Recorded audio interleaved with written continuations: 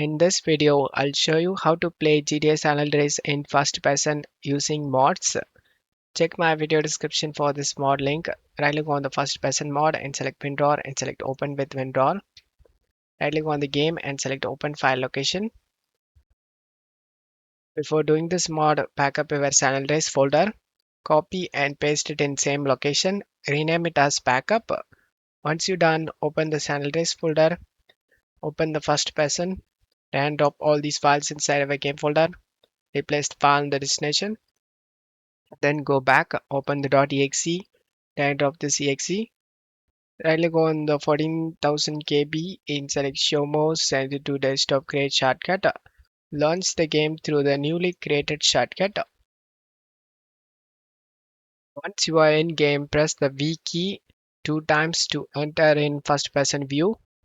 And as you can see, we are in first person view. Now you can enjoy the game, guys.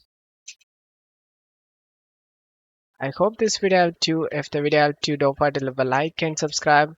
Thank you.